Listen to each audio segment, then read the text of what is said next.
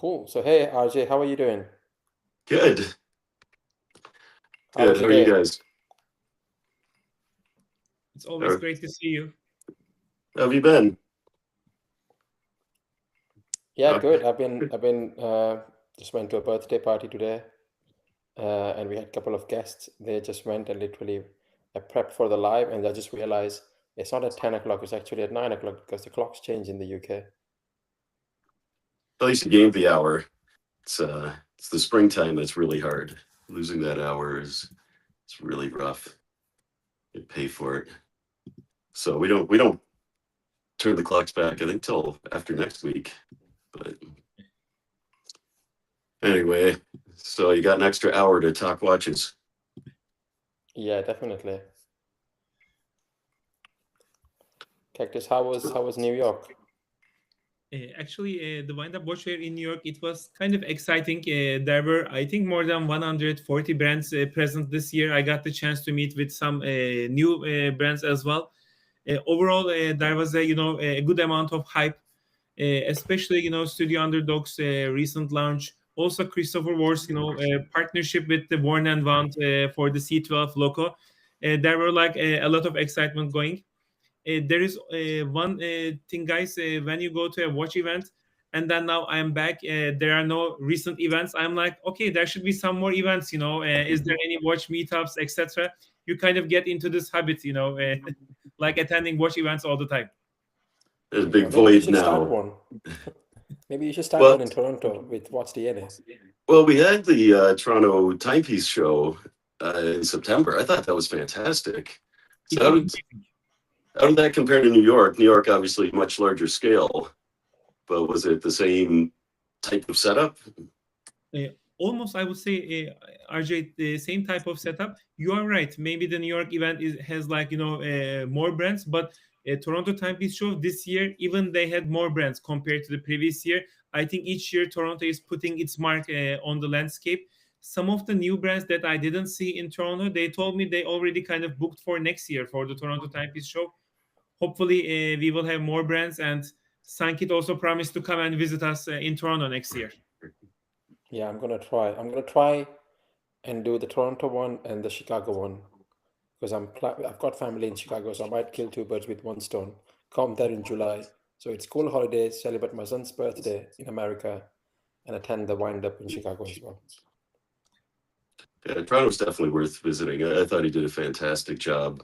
I was really surprised by some of the brands. I mean, the whole micro brand movement is gaining steam, but you just wonder some of them are starting to kind of drift away from that niche micro brand, small brand community and into more of the mainstream, and some of the prices are starting to drift upward.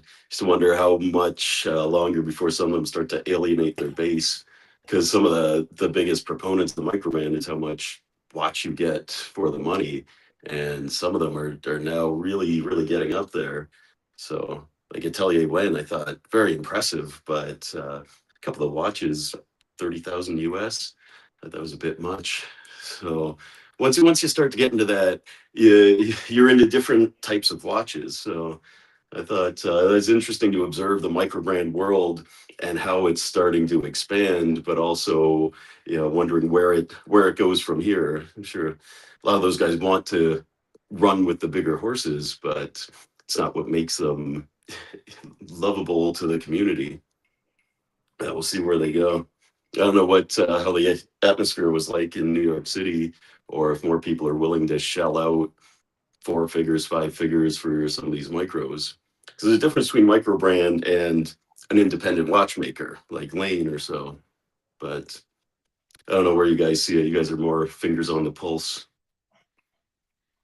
Actually, I have maybe one comment. In the New York event, there was kind of a more buying impulse, in my opinion. Especially people were like, even spending money more. That can be the reason because, like the consumers in US, I think they are willing to spend more money, and I see that some of the micro brands, while I was interviewing them, they were already sold out with some of their collections at this event. So there was kind of a a huge interest. Also in the Toronto Timepiece show, I know that we got the chance to meet with some new Canadian watch brands, and some of them were also in New York as well. It's a good sign that they are now kind of expanding their consumer base, and getting traction from the US as well.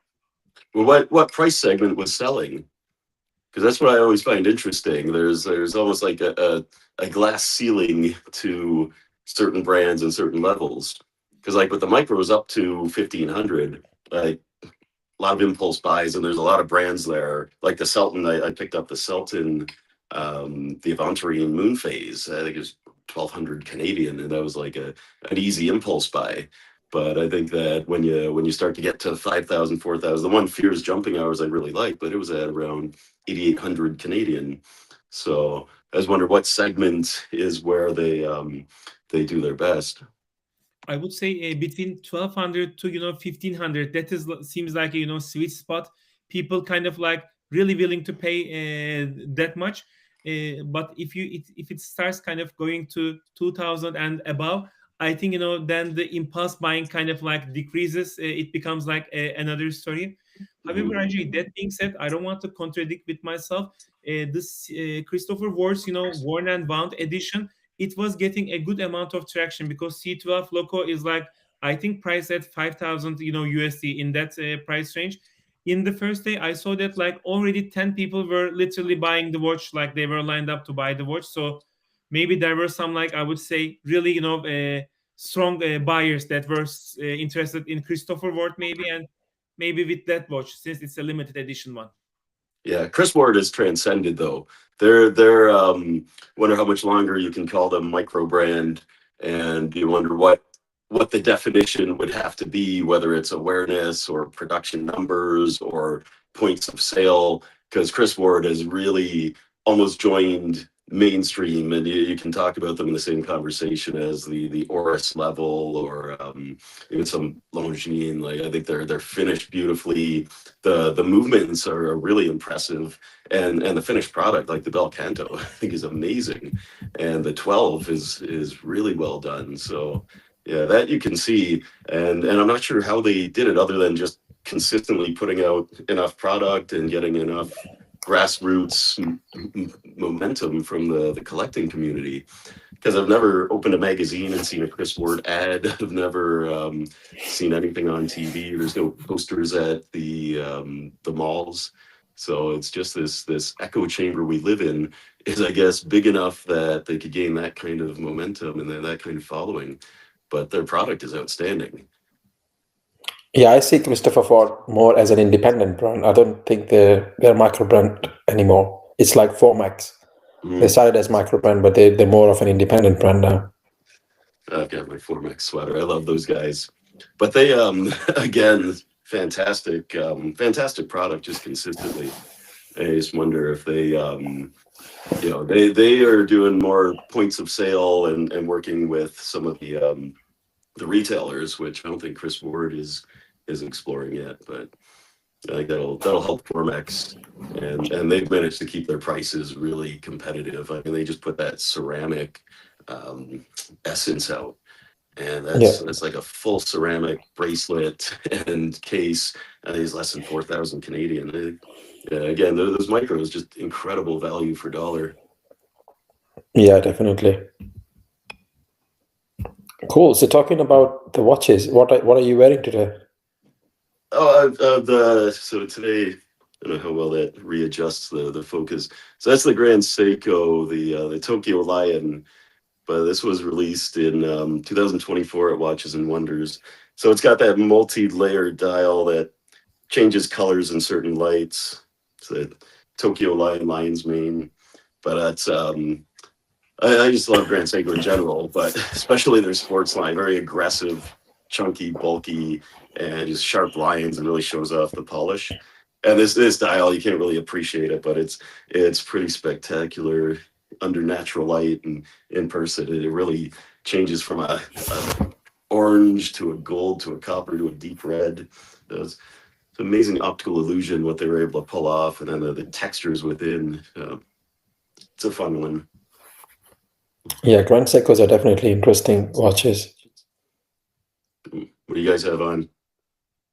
Cactus, Would you like? what have you got on? Actually, guys, I have maybe just to show you guys like this. I have a Rado Captain Cook. It's the 39 millimeter variant with the burgundy dial. I just changed the strap to a leather one instead of the metal bracelet, so I have this watch for today. Rado's amazing. The 39 is such a sweet spot. And that Fume dial, I love. Yeah, it's like we're going in the descending order of price. So I'm wearing the Mara by the Pauline. It's a Scottish microbrand. Mm. I really like how they've crafted the F-game rubber strap with the brand name on it. Looks That's very cool. And even the indices are really cool. They look really geometrical. Yeah, that looks pretty chunky. Never even heard of that brand. It's not chunky. No. So it's I think it's because of the bracelet here, because it's got the end links here. But it comes on another nylon strap as well. That's a nice sporty look. So how'd you discover that brand? Did they reach out to you? Never even heard of them. I actually reached out to them. I've been looking at one of the other models that Cactus recently posted. So I recently got started with one of the colleagues, and she, I think Lucy, yes, who also runs a Watchbox Diary channel on YouTube. So she sent this to me. Yeah, it's such a rabbit hole, though. It's like every day a new brand, and there's always something that will catch your eye. So that's the stage in collecting. I have to slow down a bit and catch myself. Try to avoid too many of the impulse buys, because the watch boxes keep filling up. That's why at that certain level, that's why the microbrand's so dangerous, because they're, like I said, at that $1,000 or less, it's some easy impulse buys. And then, sometimes you wear it for a bit, it's all exciting, then it goes into one of the boxes, you forget about it. So I've had to catch myself from doing that and try to slow it down a bit. So now, just because I like a watch doesn't mean I have to buy it. Reaching that point of maturity. Yeah, I don't think I have bought a lot of watches in the last 2 years, because I'm mostly focusing on creating more content. Yeah. So I was like, if I spend £2,000 on a watch, if I buy like cheaper watches, I can make 10, 20 videos. So that's what my thinking is right now, at least for this year. Well, when the brands send it to you, it's nice, because you get a little bit of that newness, fills a little bit of that void without actually having to dent the watch budget.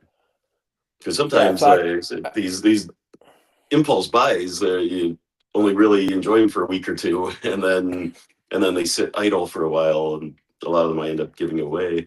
So when a brand will send you a watch for a week or two, it really satisfies that same role, and you get it for a couple of weeks, and then send it off. The only one that I kept was the Rado, the 39 millimeter diver with the dark blue fume, the turquoise one.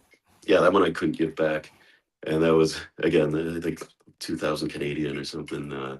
It was one of those insane prices, but. Actually, sometimes the sad part is, we receive some watches to review.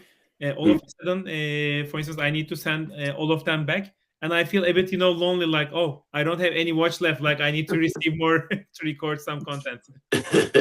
Yeah, I think that's the sad part when the watches go back, especially some of the watches that I've reviewed, like Christopher Ward 4Max. There is an Indian micro brand that I currently reviewed, Bangalore Watch Company. That watch is amazing.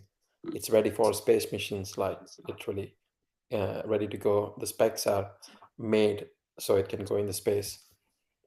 And I'm really impressed how far the Indian microbrand industry have come along in the last few years as well.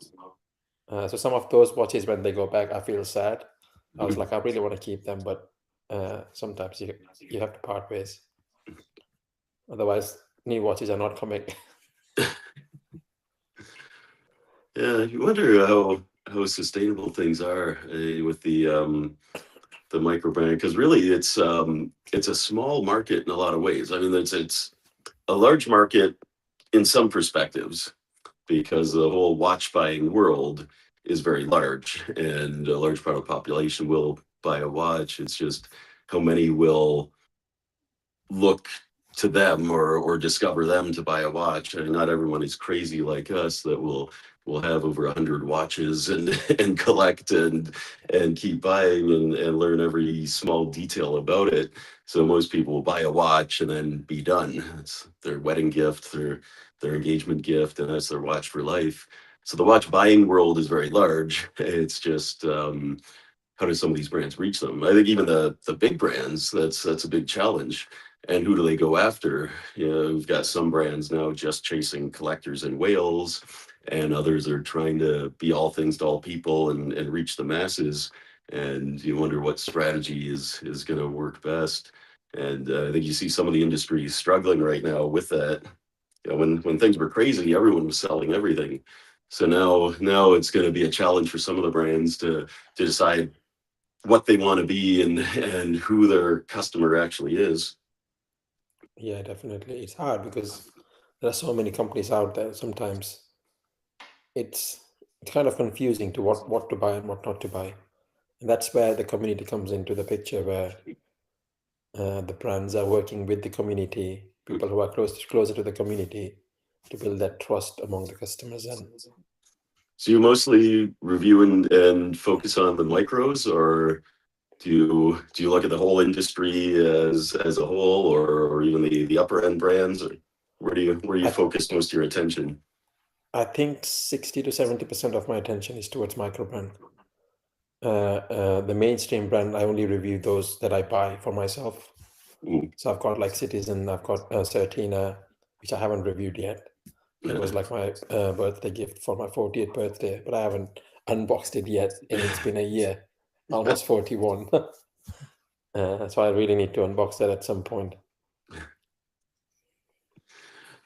That poor Uh, watch. It's just begging to be worn. yeah. Ajay, So actually, yeah, I have what? this Sorry, question go to on. you. Sorry to interrupt you, Sankit. Ajay, I have this question to you. You mentioned about maybe watches sitting idle in the boxes. Mhm. I know you have a big collection of watches. How do you Mhm. kind of give them enough wrist time? Like how do you decide and make sure that maybe all of them gets a similar attention? I don't know. It's hard. You know, it's because there's some watches that I'm proud to have in the collection and what they represent and their meaning, but I don't necessarily wear them all that often. You know, some of the special occasion watches or some of the grails. Uh, there's a watch that costs much less, but I wear much more because of the from the day to day. You still have to live in the real world, and I still have a regular job, and so the watches that you'll wear day to day are the ones that are more like the sporty, the Omegas, the Grand Seikos. I find that I don't wear Rolex at all to work because there's a lot of judgment there, but yeah, it depends on the occasion, but a lot of times some of the watches are just like works of art that are hanging in the house that you'll take out of the box and just admire for a bit and put it back in because you can't wear some of these watches when you're out on the front line and your regular work. So most of it is will depend on mood, depends what else I'm wearing. To some degree, they're fashion accessories, but a lot of it depends on the occasion. And so, for most occasion, it's more casual and workhorse watches. Some of the special occasion ones will come out when the occasion calls for it. Cool. I think there are few people. I think they're waiting to hear more about you. So why don't you start by telling us about your background? How did you get? What do you do? What do you do sort of professionally, and how do you get into watch collecting? Yeah, the watch collecting thing is interesting. So I'm a doctor, which I've always been a collector, and I think most people are the same way. If you're a collector, you're a collector. I would start with hockey cards, comic books, action figures, that kind of thing. And so you're either of that type of personality and mindset where you're if you're into something, you're all in, and you need to to have it all, or you're not. So I've always been a collector. So the watches, that's the great thing about the watch community, is I was a watch collector at every level. I, for the most part, put myself through school. So when you're coming out and you're broke in student debt, you're still buying the fossil or the best watch you could, with what you had at the time. And then as you get out of debt and practice rolls on, it's nothing else changes but the budget and the pocketbook. So, and that's where I still, get a lot of pleasure in the smaller, lower end brands, and Seikos I'll still buy all the time, and they sit in the box next to the Pateks. But the collecting, yeah, it's just a big rabbit hole. So I don't think anyone will ever tell you how, or they'll never accurately be able to tell you how or why. When people ask that question or try to answer it, you'll find some of the most fantastic bullshit confabulations ever. Because what'll happen is people will try to give what sounds like a reasonable justification for something that you really can't justify or articulate. You'll try to come up with reasons that sound good and would legitimize this crazy passion, where like, and I've done it myself. I've said, well, I'm a scientist and an artist, so I like the functional art component, but that's all bullshit. The truth is that somewhere in the midbrain and the mesolimbic reward system, the dopamine receptors just light up when a watch is on my wrist and when I see them. So it's very subcortical, and I think that chemistry explains a lot of things that we've never been able to articulate, but a lot of times we still try. Ask why you love your wife. A lot of people will list off her good qualities, but the fact is that has nothing to do with why you fell in love with her. It was chemistry, it was dopamine, it was a lot of subcortical activity. So yeah, I don't try to defend or justify or give logical explanations anymore. It's a massive dopamine hit that continues to perpetuate the reward cycle. Ajay, do you have any timepieces that you want to showcase us that maybe increases your dopamine as well? Well, I just grabbed one of the cases. I don't know how well you can see. This was the Bosphorus leather case. So it just has some of the like the fancier pieces. Ajay, But by the way, you said Bosphorus leather. Maybe shout yeah, out to those guys because I'm originally from Turkey and it's kind of a oh, yeah, Turkey, company. they are amazing. Yeah, yeah. Their products are amazing. And then I do a fundraiser for Movember Foundation every year, and they've consistently supported that. So they'll usually donate a watch case for the Movember auction and the fundraising efforts. So those are great guys. Amazing product, but also they give back to the watch collecting community. So and this case is it's spectacular. Waiting for it to patina a little bit. So try to give it some aging. But no, this is I mean, some of the more precious metal pieces, which I've always liked the weight of precious metal, and I've always liked gold. So I thought it was a crazy twilight zone over the last few years when stainless steel Rolex and Patek and Aquanaut became the hottest things on earth. I remember not that long ago when watch collecting was more just fun and less of an investment vehicle for a lot of people. And I got rid of all the stainless Rolex because I figured, well, I just wanted all gold. And then stainless became the hottest thing on earth. So it's a little bit of a bizarro world, but I still like to feel the watch on the wrist. So titanium's really hot right now too, and Grand Seiko does a lot of titanium. At least this one, the movement has enough weight that you still feel it on the wrist, and titanium almost makes sense for the wearing. But otherwise, a lot of titanium pieces I find just too light. I like to feel it on the wrist. Yeah, I love titanium watches. I recently reviewed Christopher Ward's. I think it's the 1240 millimeter Yeah, you don't find it in too titanium. flimsy and light. I think it's super light. You don't even know that Yeah, it's on your wrist. I yeah, love titanium watches. That would be its worst feature for me. Because the Right. weight is. Shall we, do you want to just like go through like one watch, just go through that box and maybe like spend a couple of seconds on a watch and just tell us if there's a story behind the watch or what do you like about that particular watch? There's always stories. The watch here. This is a neat one. So this is the Globemaster.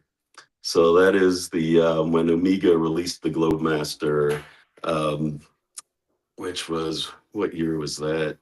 2015, 2014.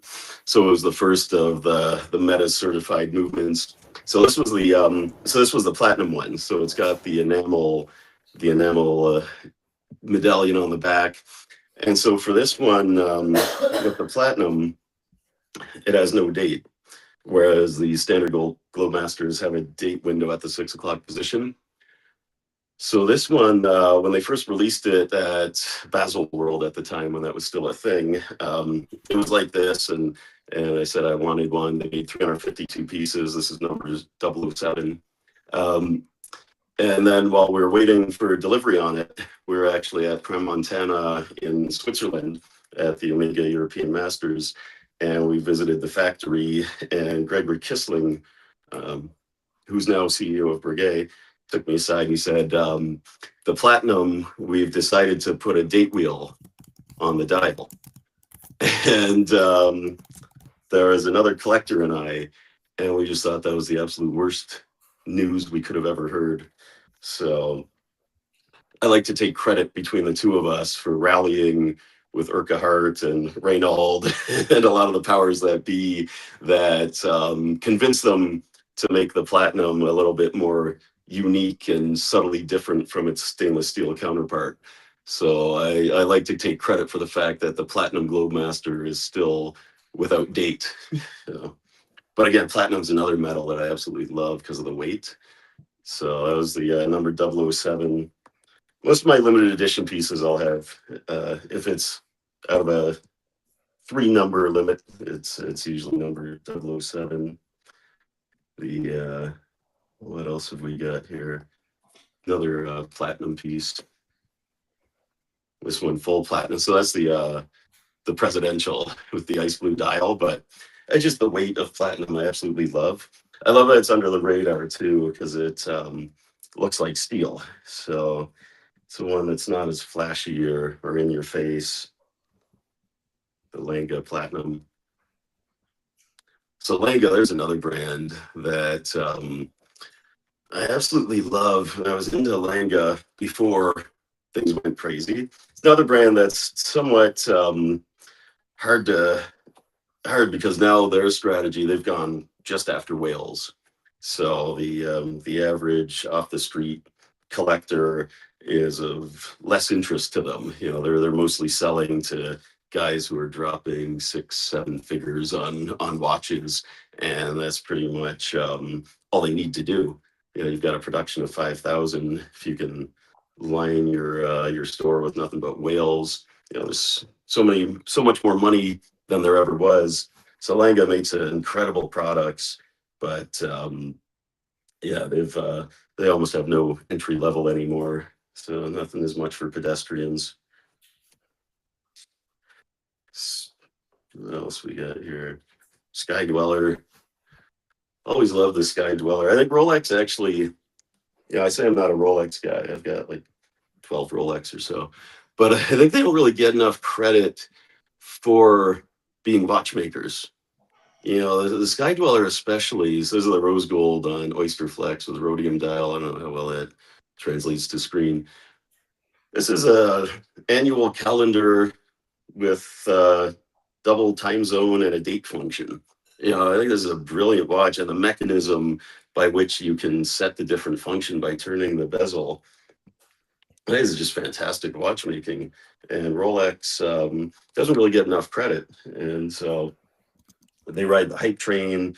Everyone knows Rolex. They don't really need the attention for watchmaking, but I think that they don't get the respect they probably should.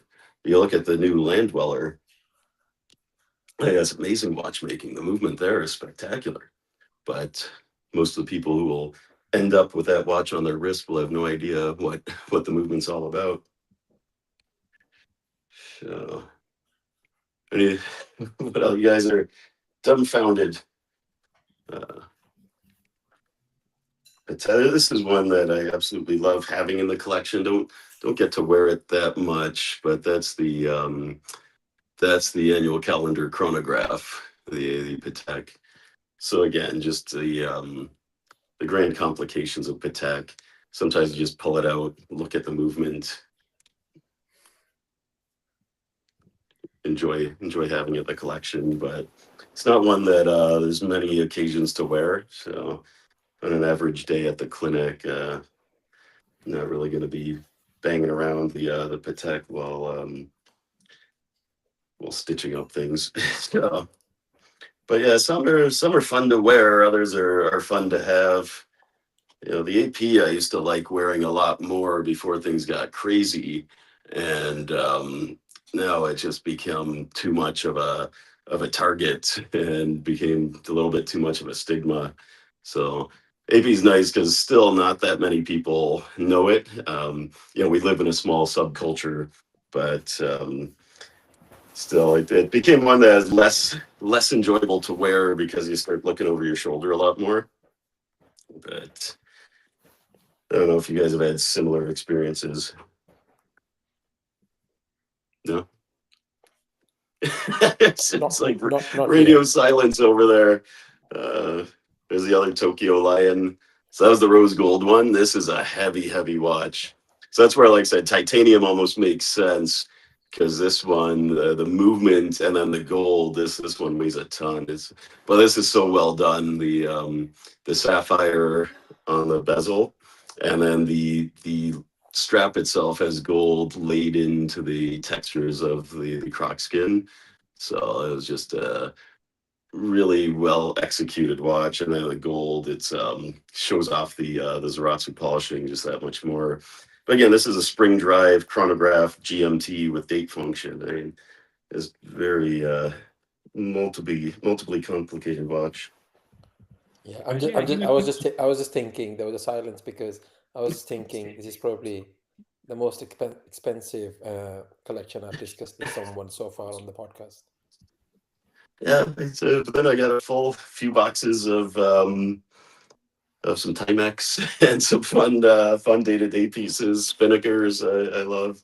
So it's less about and so now in the collecting though, it's funny because like I said, I came from being a starving student, no money in my pocket, getting out of debt. So you know, when you look at some of the fast money people, it's a lot of just consumerism. So now the value still has to be there because you know, it's hard to make a few bucks, but it so now the spending and the buying has slowed down a bit, especially the way you know, not that long ago the prices of watches even at retail were a lot different. So in the last little while there's been exponential rise that has not really kept pace with inflation on luxury items in general. And so it's forced me to kind of be a lot more critical thinking in it. So that's where I think the micros and some of the smaller brands have been a lot more fun because they allow you to have new watches and still get to explore the new movements, style colors, things like that without denting the watch budget as much. So right now I've got nothing on the radar, which is a little hard because my favorite watch is always the next one, and so no idea what that one's going to be. Waiting for inspiration. I don't know. I found lately and last year's Watches and Wonders, and even with the rolling launches that brands are doing now, I haven't seen much that really caught my eye. Have you I have a seen question actually. the Since you like microbrand? the titanium, do you plan to kind of get your hands on the Cartier Santos, the titanium version? No, because like I said, the titanium I think will be too light. But And the thing with the Santos, I have such a love-hate relationship with that because I think what was smart, what they did with the titanium is brushed the bezel, because that high polished bezel is just a scratch magnet, and that bothers a lot of people, myself included. Um, but the high polish is a big part of what makes that watch what it is. So a big part of the design and what I love about that watch is how much it shines and how that bezel sparkles. So, well, let's see. I'm sure that'll find its audience. But the Santos, I love. Uh, I keep oscillating between which size is best for my wrist, because the bigger one definitely a lot more sporty, medium one a bit more versatile. But depending on my mood, it's either perfect size or too small. So still yet to commit to the Santos. Yeah, I was gonna Uh, say, have you heard about a micro brand called Radcliffe watches? no. So they've just launched a Kickstarter campaign, Hmm. and they got like ridiculously funded in like 2 minutes, under 2 minutes, and they've um, launched a watch with a chime Oh yeah. under £1,000. Mm. It's amazing, and he's actually launching a luxury version of a brand as well. What's So it he's called? doing it. Reactive. Radcliffe, Radcliffe. Okay. yeah. So they're doing some amazing work. They're challenging themselves, and every watch, every Kickstarter campaign you see, Yeah. they've got funded like over 1,000%. That seems to happen a lot. I wonder, we should do a Kickstarter. It seems like people have a lot of cash to give away. But that's where like the Lucky Harvey chime watch I was really impressed with. So I just wonder what happens. I mean, I'm sure all these guys are using the same supplier. If out of somewhere a Chinese factory puts out a chime movement and then all of a sudden it's up for grabs or it's for sale to the masses, because you tend to see these trends and then you'll see one and then all of a sudden they multiplied. So the chime watch, which a few years ago I haven't really heard of, now this is like the third or fourth chime watch that's been mentioned. So I just wonder if there's some breakthrough at some level, because I know that obviously not everyone is in-house building. Oh, we lost him. Anything catch your eye lately? Anything overly impressive? Actually, RJ, I have one more question to you. Yeah. Since you have a kind of a huge collection, is there like a holy grail watch that you have been chasing, or you have been like, I really want this watch to my collection? Is there such a watch? Um, I don't know. I mean, it would never. So there's no finish line. So today's grail is tomorrow's stepping stone. But definitely, I've always loved the Platinum Daytona. Uh, it killed me how many times it was just sitting in the display case, and how many times it was offered at a discount before things went absolutely nuts. But that's one that I've always loved. Back when it was readily available and retail was something like 70. Um, that was when 70 was just an unthinkable amount to spend. But I've just always loved that watch, the weight, the design, the ceramic bezel. So I have the rose gold Daytona, but which is a great looking watch, and I love the red gold against the black and the gold subdials. But you've got to have a high level of wrist awareness when you wear this. If scratches bother you, and they definitely bother me. So when a Daytona's bezel gets beat up, it looks terrible, and gold is so soft. So when they introduced the platinum bezel or the ceramic bezel, that like became a Daytona that was a lot more wearable. So I think it was a brilliant move. I'm surprised that it hasn't yet found its way to the precious metal models, but so I've loved the platinum. That, and I love Brigway. So at some point I need a more complicated reggae, tourbillon. So those things I'd love to see in the collection at some point. I keep bouncing back and forth in my head. It's periodically go through consolidation phases, and so I did that a while ago, where I moved out a lot of the mid-level Omegas and whatnot, and to get some of the more higher end pieces. But found that what I wear day to day was more of those mid-level Omegas, so I missed wearing them. So you can turn 10 Omegas into a complicated Patek, but then on your day-to-day joy of ownership, it wasn't quite the same. So I keep oscillating back and forth, but at some point I'll probably consolidate down more. And there's a whole romanticism about watches, and when you think about passing watches on, and then their timelessness and almost immortality, means a lot more if there's a watch you've worn every day and you pass it on, as opposed to here's 6 boxes full of watches that he wore sparingly. So at some point, we'll have to see, priorities will start to change, but not anytime soon. I'm not ready to sell just yet. Apologies, I had to turn my camera off for a minute. I'm still recovering from a flu, so I just had a cough attack. There's a lot of that going around. Yeah, I think it's just that time of the year. It's helped fund a lot of my collection. But yeah, you've got some really great watches. So how many of those boxes do you have in your collection? There's I've probably lost count, really. I mean, there's I don't know how many this holds. I think this is a 15. This is only 15 watches, so most of my boxes are 25.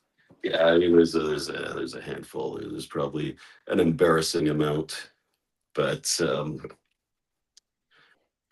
yeah, there's at least 5 of them. But by the way, you said you have like a lot of boxes.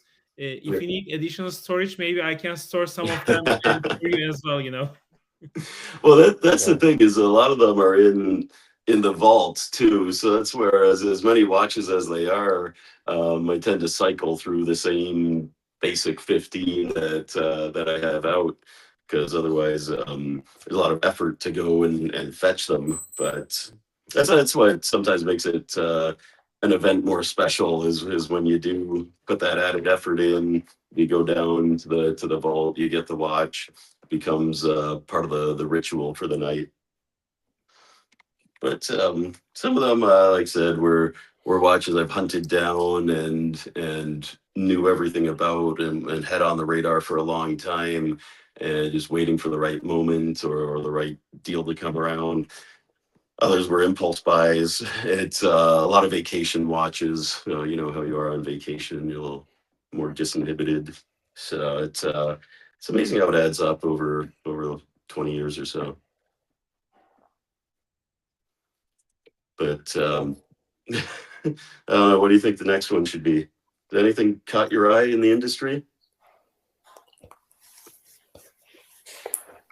Nothing's been impressive. Well, I haven't got any watches at that level yet in my own collection.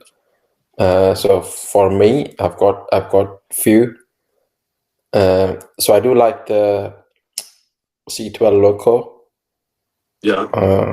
From Christopher Ward, and hopefully, I'm currently reviewing their moon phase watch. So hopefully, in the next couple of months, I should be able to review Loco and the Belcanto. So I'm really looking forward to that. But for my personal collection, I think the next watch I want to buy is an Omega Seamaster. Yeah, that was my first major watch purchase, was the Seamaster Pro, the Pierce Brosnan James Bond one, the automatic. So I still remember that. I think I paid like $1,200 for it, but at the time I was like almost nauseous after having paid that amount of money, because that was like the most I could ever imagine spending. And even the fact that I did at that time, like 'cause I just had a debt, that kind of money on something like that was kind of an unthinkable thing. And I got over it pretty fast once the ice was broken. But I remember that was my first like really meaningful high-end automatic watch, and I still have it. It's still one of my favorite watches, and still runs amazingly well. I've had it serviced once, and when I bought it, it was used. So I think it's a watch from 2000 and, well, when late 90s really. So it's aged very well. And again, there was a time when the watchmaking, I think, was a lot more involved. And I think that currently a lot of guys are getting a lot less for a lot more. And I think that there's been a lot of cost cutting in the industry. And you look at some older generation like Vacheron, I have the second generation overseas. And I just find that's a lot more robust. Seemed like a lot more care went into it than some of the current ones. So it's that Seamaster, you pick it up and the seconds hand starts sweeping. Same thing with some of the Omegas from the 1950s. You just pull them out of the box and it springs to life. So it's really amazing. Those movements were heavy. They were hand assembled, a lot less robots involved. And that was kind of like a golden age of watchmaking. And the Seamaster Pro, people say, is a eat a movement, but it's been flawless for me.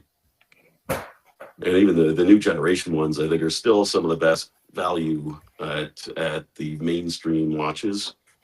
They've kind of aggressively been raising prices, and I think they're falling a little bit into that trap of Veblenism, but it still represents great value.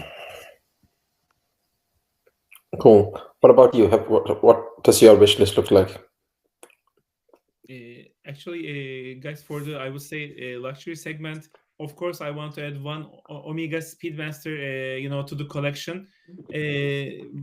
I kind of, like Rado a lot, so I'm thinking, having maybe a Captain Cook in the collection can also be kind of a good idea. Sankit mentioned the Christopher Ward. I think C12 Loco is something else. Really, it's kind of not only a watch, but it's looking like a really art piece. I really want to have, one in my collection. That being said, RJ, maybe I will have this question to you.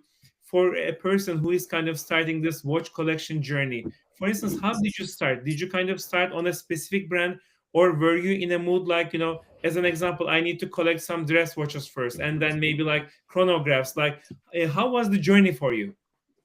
It was almost exactly like that. So when I started, still less than 20 years ago, I've been practicing about 20 years. So maybe 18 years. It took me a while to get out of debt and then some time to feel comfortable with the idea of spending. But yeah, so that was it. So that Seamaster, it was what I wore everywhere. And James Bond could wear it with a tuxedo, so would I. But then that's what it got to be, was that I felt that I needed a dress watch. And then as you start to get a little more comfortable with spending, and you're climbing more out of debt, and your pocketbook and your watch budget starts to expand, Rolex has done an incredible job of infiltrating the mindset of every consumer on the planet. And so you go down that Rolex route. And so I think at some point it was exclusive Rolex for about 10 in a row. But I always felt like the Rolex was more to make a statement and as a symbol. So the one you love first is usually the one you love most. So I kept kind of going back to Omega and found that I enjoyed wearing them more. And then with the Rolex, there is a little bit of stigma and judgment because it's so well known. I could wear a full gold precious metal brigade, no one bats an eyelash. But if I wear a vintage Datejust, I usually get comments.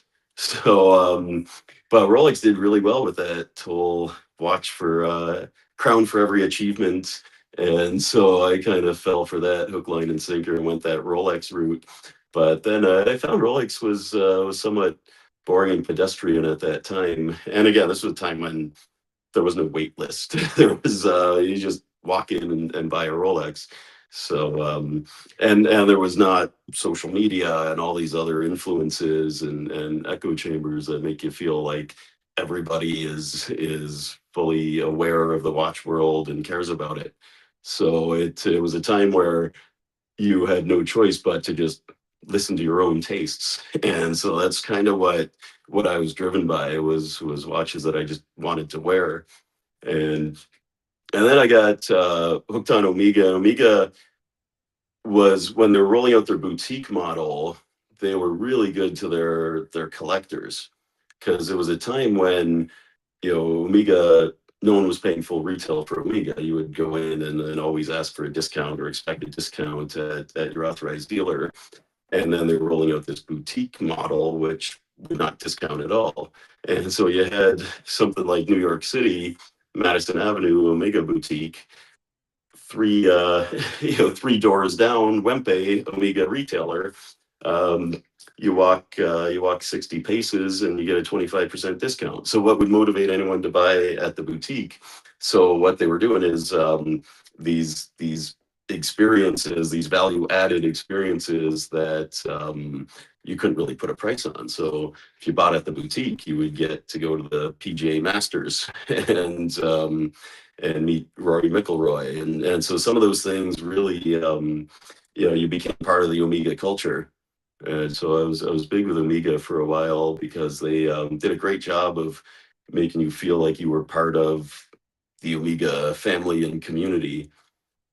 And then as you learn more about watches, I think Omega, at the time when I learned about some of the other side of the watch industry and the behind the scenes, I was talking to some of the Omega guys, Gregory, Stephen Urquhart, saying, I'm at the point of collecting. I want a minute repeater. I want some complications. I'm ready for those watches, but I love Omega. Why can't Omega give me that?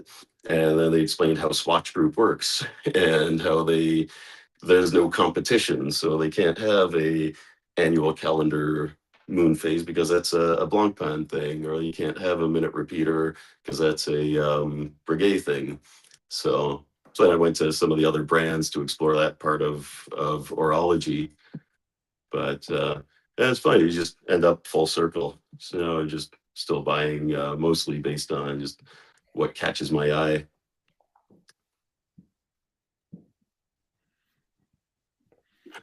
Long-winded answer. Any questions? No questions for me. Just want to say thanks for joining us today. You've got some amazing watches.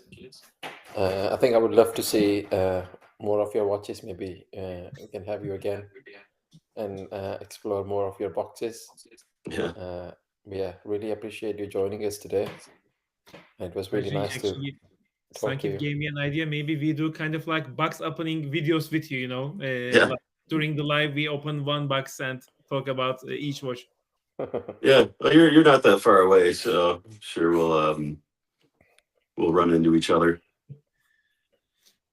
Ajay, maybe one last question. Mm. What is the next watch event you are attending? Like, if we want to kind of like meet you, will you be like in Canada attending some watch events, or do you have other watch events that you are planning to go? The next one will probably be my Movember fundraiser. It's the whiskey and watches. So it's a fundraising event, a whiskey tasting. Whiskey tasting, wine tasting, cigar rolling is kind of like a men's expo. But yeah, I'll send you some details on that. It's a semi-private event, but it's a gathering of a pretty solid group of watch collectors from Toronto and Niagara areas. It's usually a lot of fun. Sounds good. All right. Okay, Thank you so guys. much for being with Definitely us. come down to the UK and attend a watch event here. Yeah, all we see is horror stories about the UK and watch muggings. Is that overblown? That's or only in London. Oh, we'll stay away from there. But most of the watch events are in London, so But there is one that happens in September. Mm. That's literally at the airport, so you need to go anywhere else. You can Mm. stay at the airport, attend the event, and go back. Uh, Then when you explore the London, you can wear your Timex. yeah, we'll have to do it. The amazing thing about the social media is how small the world has gotten in so many ways, and how you can make connections like this. It's amazing. Like I said, when I started collecting, there was like one or two forums online, and you might read a post, and then a few days later, someone else would respond to it. And now it's amazing how interconnected and immediate response things are. It's got very Definitely. dangerous too, but it's really brought the whole world together, because there's not many things in the world that will immediately bond people, and watch collecting is one of them, because it's one of those niche interests that not everybody understands. So if you find someone who's like-minded and can appreciate it, it's like an oasis that you have this instant bond, this instant commonality.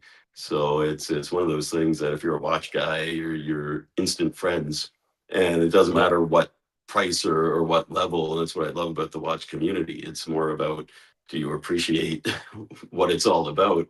And so it's the Seiko, the Kickstarter, the Tourbillon Brigades, everyone gets along. So that's a Yeah. great part. That's why I love the meetups and the shows. So it's part of it's about seeing the watches. The other part is about the community coming together. It's never not been an amazing time at any of those things. Yeah. I think there is two types of people here who are part of the community and they get excited about any watch. And there is a different type of people. If it's not a Rolex, they Yeah, don't consider it as a watch. It's like you yeah, got a Rolex. If you haven't got a Rolex, I don't want to talk about it. yeah, yeah. That's just in general. And that part's gotten a lot worse in the last little while. But I think that's with anything. But I think there's more there's more of the, I don't want to say good or bad, but most of the time, if you see a stranger with a watch on his wrist and you make a comment, there's a good conversation that'll follow. Yeah, definitely. All right, guys, I'll let you get back to it. Yeah, Thank you so much thank you once for again. All joining right, us. Thank you, Sankit, as well. you bet. All right, Yeah, take thanks care. everyone. Have a good weekend. Have a good weekend, guys. Bye.